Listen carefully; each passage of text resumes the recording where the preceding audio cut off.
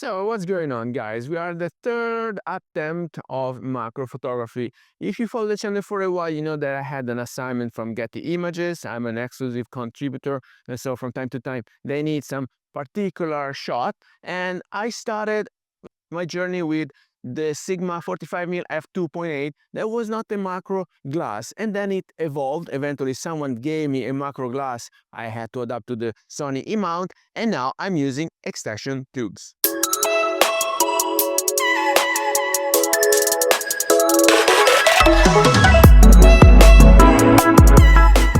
Hello everybody, welcome back to the channel. Thomas Love here from One Lens Solely, and today I am back to the original location at this beautiful park by the lake here on Lake Como in Italy, because I was on an assignment, and despite macro photography is not my core, I'm always happy to deliver. And so I gave it a try with the glasses that I had at hand. The magnification was 0.25 with a Sigma 45mm f2.8. That is not enough. Of course, it cannot be considered macro. And then out of the blue, I don't even know why, someone handed me a macro glass. There was the Canon 75 to 250 macro f4.5. It was an old Canon FD mount, so we are talking about a glass coming from the 70s.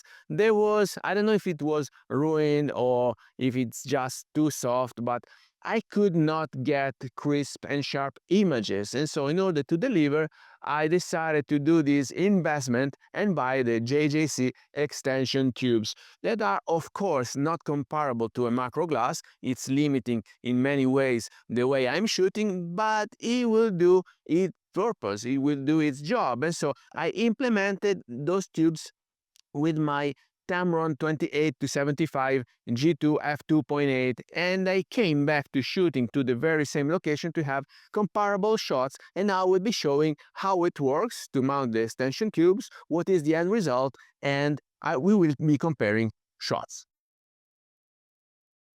So I'm gonna show you how it works.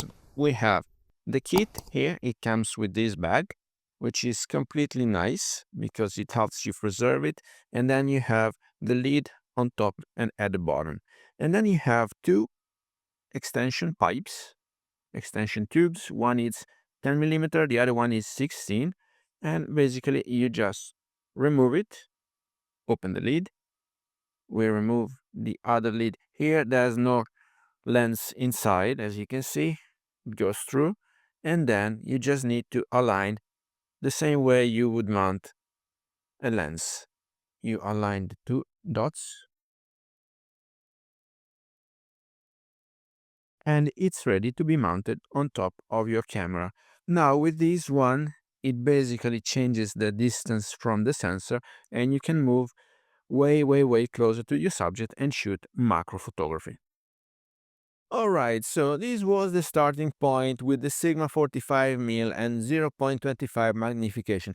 As you can see, I can go close enough to nature, but not enough to be considered a macro shot. And so, not being macro, I also had a broader depth of field, so I had less troubles. But the moment I adopted the Soligor, well, of course, it started challenging my creativity, because I wanted to see how I could use a complete manual glass from the 70s and what shots I was able to achieve with that. And so I put a bit more effort in composition, but it was still a bit soft. You will see if you try zooming in that it's not satisfactory.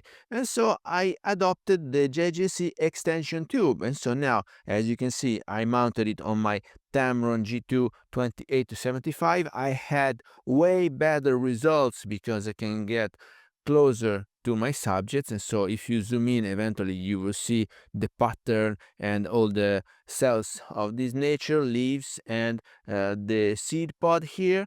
But still, I will have to go back and do some focus stacking.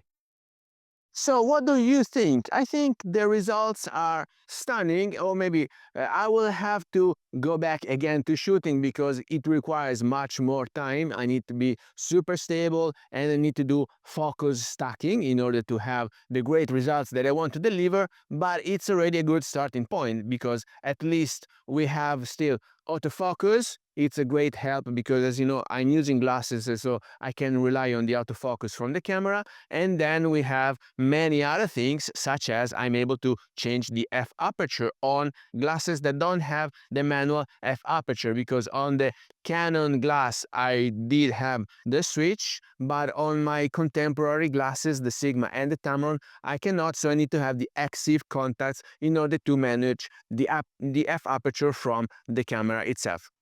You guys, please let me know down here in the comments if you have any question about the use of extension tubes. Otherwise, I hope you got some value out of this video. If you did, please remember to like it, share it on your social media, subscribe to the channel so you won't miss the reviews to come, and I guess I wish you later. Thanks. Bye-bye.